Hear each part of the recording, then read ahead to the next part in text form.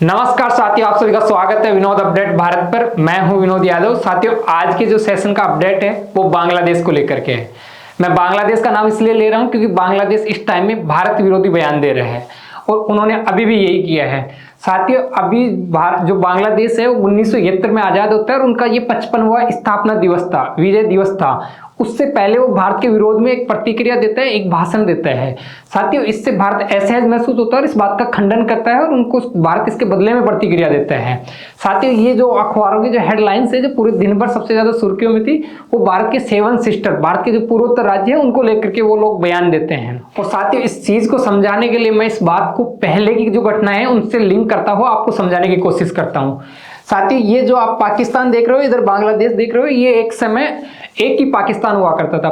पूर्वी पाकिस्तान, पश्चिमी पाकिस्तान। पूर्वी पाकिस्तान वो वाला पाकिस्तान जो आज का बांग्लादेश है, पश्चिमी पाकिस्तान वो वाला पाकिस्तान जो आज का पाकिस्तान है।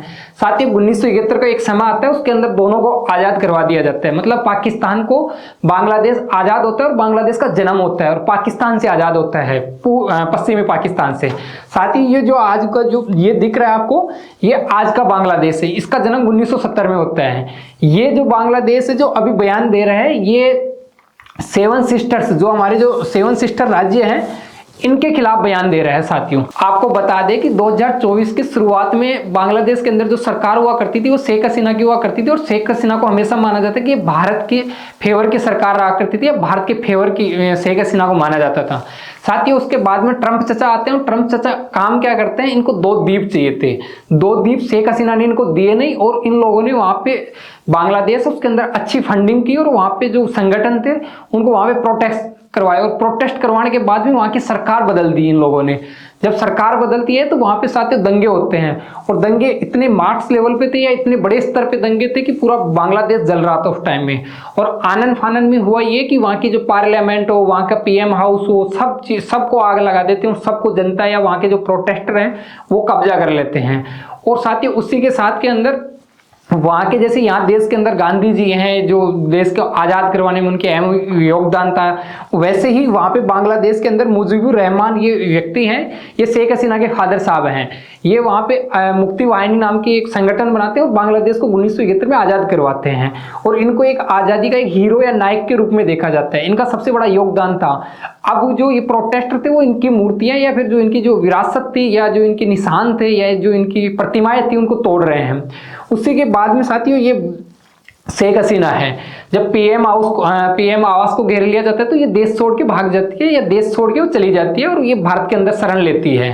साथ ही इसके बाद में सरकार आती है मोहम्मद यूनुस की, अंतरिम सरकार होती है वहां पे। अभी जो सरकार है वो अंतरिम सरकार है, अस्थायी तौर पे बनाई हुई सरकार है। एक तरीके से चुनाव लड़के नहीं आई, उसको बस एक तरीके से बना दिया और उसका जो मुखिया है वो मोहम्मद यूनुस है, इनको बनाया हुआ है। ये जो अभी बांग्लादेश के अंदर जितने भी डेलीगेशन आ रहे हैं, जितने भी देशों से ये मिल रहे हैं, उनको एक पुस्तक भेंट कर रहे हैं और ये पुस्तक इस टाइम में सबसे ज्यादा विवाद का चर्चा रही है। इसकी कहानी भी मैं आपको आगे बताता हूँ। चाहे फिर कनाडा के प्राइम मिनिस्टर आए हो, चाहे तुर्की के इनके डेलीगेशन आए हो, चाहे पाकिस्तान के जनरल लेवल के इनके अधिकारी आए, उनको सबको ये जो किताब भेंट करते हैं। साथियों, इस किताब के अंदर कोई चीज लिखी हुई है तो वो एक चीज है ग्रेट बांग्लादेश, यानी कि ये इनका एक सपना है ग्रेट बांग्लादेश बनाने का। और इस मैप में आप देख भी सकते हो जो भारत का जैसे बिहार है, भारत का वेस्ट बंगाल है, झारखंड है, उड़ीसा है, उसके अलावा आसाम है, अरुणाचल प्रदेश है, लगभग अपना जो पूर्वोत्तर भारत है उसको इसमें दिखाया गया है, इस पुस्तक के अंदर दिखाया गया है। और ये विवादों में भी इसी वजह से रही हुई थी और ये पूर्वोत्तर भारत को दिखाते हैं, इसलिए सबसे ज्यादा ये विवाद के अंदर आती है। साथियों, इसी के साथ में अभी जो बांग्लादेश में यूनिट सरकार है वो पाकिस्तान के फेवर की सरकार है। मतलब जो उनकी जो मानसिकता है या जो वो प्रेरित हो रहे हैं वो इस्लाम स्टेट्स हैं उनसे प्रेरित हो रही है, उनसे प्रेरणा लेकर के ये लोग मतलब पाकिस्तान की तरफ जा रहे हैं। आपको बता दें कि 1971 में बांग्लादेश बना था, तब से लेकर अब तक पाकिस्तान का कोई प्राइम मिनिस्टर यहाँ पे विजिट नहीं करता है, ना वहाँ का सेनाध्यक्ष करता है, पर अभी कर रहे हैं क्योंकि जो यूनिस बैठा हुआ है वो उनके हिसाब से या फिर उनको उनके माहौल के अकॉर्डिंग है या उनकी जो विचारधारा है उनसे प्रेरित है ये, तो वो यहाँ पे आते रहते हैं। और अभी जो बांग्लादेश का जो हाल ही जो समय चल रहा है वो एकदम पाकिस्तान का जो थॉट प्रोसेस है उसको मैच कर रहे हैं। इसी के साथ में आपको बता दें कि 16 दिसंबर 1971 को बांग्लादेश आजाद होता है, नए बांग्लादेश का जन्म होता है। और ये जन्म जो बांग्लादेश का होता है उसमें अहम योगदान किसी का था, तो वो भारतीय सेना का था, भारत देश का था। भारत ने बांग्लादेश को आजाद करवाया, पूर्वी पाकिस्तान को आजाद करवाया और बांग्लादेश नया देश बनवाया। साथ ही ये तस्वीर है जिसके अंदर पाकिस्तान का जो जनरल है वो साइन कर रहा है, वो आत्मसमर्पण कर रहा है और 93,000 सैनिकों के साथ में करता है। ये कुछ फैक्ट्स हैं। 1971 के अंदर बांग्लादेश आजाद होता है, 55वां उनका स्थापना दिवस था, 16 दिसंबर 1971 को ये लोग आजाद होते हैं। और आजादी के अंदर भारतीय सेना और वहां की जो मुक्ति सेना या मुक्ति वाहिनी जो संगठन बना रखा था उनका अहम योगदान था। साथ ही इसी के साथ में 93,000 जो पाकिस्तानी सैनिक थे उन लोगों ने आत्मसमर्पण किया था। और ये बांग्लादेश इसी दिन को विजय दिवस के रूप में मनाता है। अब आपको मैं एक चीज बता रहा हूं, अभी बांग्लादेश में जो यूनिट सरकार है वो मतलब पाकिस्तान के फेवर की है, तो वो वहां पे जो उनके आजादी की या फिर जो उनके पुराने स्मारक या संस्कृति या उनसे रिलेटेड जो चिन्ह है उनको मिटाने मतलब उनको मिटा रही है या फिर उनको समाप्त कर रही है। और ये भारत विरोधी गतिविधियों या जो भारत विरोधी ताकतें हैं उनको ये हवा दे रही है। साथ ही वहां का एक जो मिनिस्टर है वो हसन अब्दुल्ला, ये हसन अब्दुल्ला वहां का अभी जो अंतरिम सरकार में मिनिस्टर है, वो भारत के विरोध के अंदर एक भाषण देता है लंबा चौड़ा, और उसमें ये कहता है कि हम लोग भारत के जो पूर्वोत्तर राज्य हैं उनको अलग कर देंगे, भारत के पूर्वोत्तर हिस्सा को अलग कर देंगे। और ये कहां से अलग कर देंगे? जो इधर से जा रही है, साथ ही ये पूर्वोत्तर के राज्य हैं, इधर वाले पूर्वोत्तर के राज्य हैं, इनसे जो इधर से जो रास्ता जा रहा है इसकी जो यहाँ से लेके और यहाँ के बीच के अंदर जो चौड़ाई है वो 15 से 25 किलोमीटर के बीच में बताई जा रही है। और इसको चिकन नेक भी बोला जाता है, इसको सिलीगुड़ी कॉरिडोर भी बोला जाता है, इसको पूर्वोत्तर राज्य से मिलने वाला वो रास्ता भी बोला जाता है। इसकी चौड़ाई बहुत कम है, 15 से 20 किलोमीटर है। ऊपर चाइना बैठा हुआ है, तो चाइना बैठा हुआ, नीचे बांग्लादेश बैठा हुआ है। तो आपको बता दें कि इसके लिए एक घात लगा के बैठा हुआ है कि ये इसके लिए हमेशा ऐसे देता है कि हम लोग यहाँ से अलग कर देंगे और यहाँ से अलग कर देंगे और ये जो पूरा ये वाला क्षेत्र है इसको बांग्लादेश में मिला देंगे। इन लोगों की ऐसी मंशा है, इन लोगों की ऐसी विचारधारा है। अब आपको मैं कुछ फैक्ट्स बताता हूँ साथियों। जो अपना ये सिलीगुड़ी कॉरिडोर है उसकी लंबाई यहाँ पे कम है, पर भारत सरकार है जो इस पर प्रतिक्रिया देती है और कहती है हमेशा कि अगर आपकी कोई ऐसी मंशा है या ऐसा कोई विचार है, ऐसी करने की कुछ आप हिमाकत करते हो, तो आप इतना याद रखना, हमारा तो एक चिकन नेक गलियारा है, आपके दो चिकन नेक गलियारे हैं। और बांग्लादेश को इतना तोड़ेंगे कि भविष्य के अंदर बांग्लादेश का नक्शा भी बदल जाएगा, वहां की भूगोल भी बदल जाएगी। और साथ ही ये जो बांग्लादेश में 2 चिकन नेक गलियारे हैं, ये कौन कौन से मैं आपको बताऊं। बांग्लादेश का एक गलियारा तो ये वाला है, भारत सरकार ये कहती है कि हम लोग यहां से तोड़ेंगे और ये जो ऊपर का हिस्सा है ये पूरा भारत में मिला देंगे और इसको हम लोग इसको जो ये है फिर इसको इतना चौड़ा कर देंगे हम लोग। एक तो ये बताती भारत सरकार।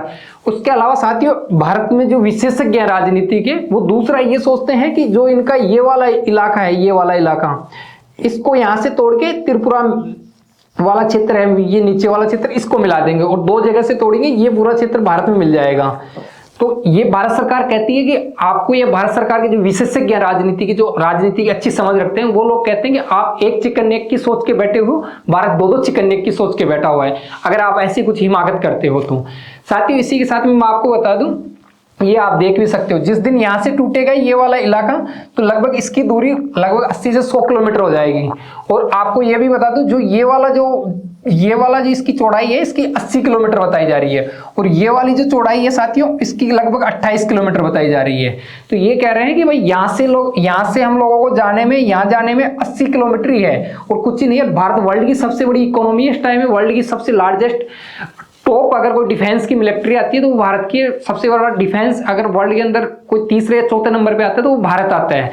आप उसके बगल में कुछ भी नहीं लगे हो भारत को देखते हुए, तो आप ऐसी कुछ सोच रहे हो तो ऐसी मंशा ना रखो। और भारत सरकार इसका खंडन करती है।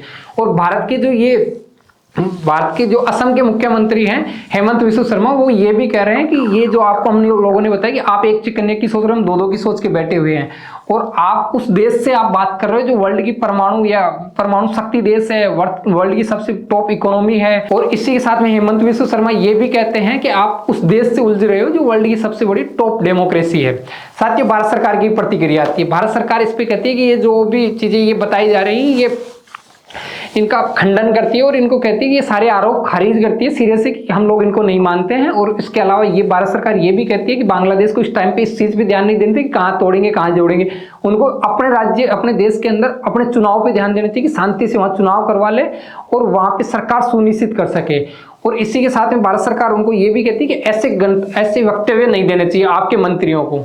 आपको हमारे ये एफर्ट वाकई में अच्छा लगा हो तो आप लाइक जरूर करके जाइए। और आपका इस टॉपिक के प्रति क्या ओपिनियन है, अगर आपका कुछ ओपिनियन है तो कमेंट बॉक्स में कमेंट जरूर करके जाइए। और इसी के साथ में साथियों, इतने धैर्य के साथ आप लोगों ने हमें सुना उसके लिए थैंक यू, धन्यवाद।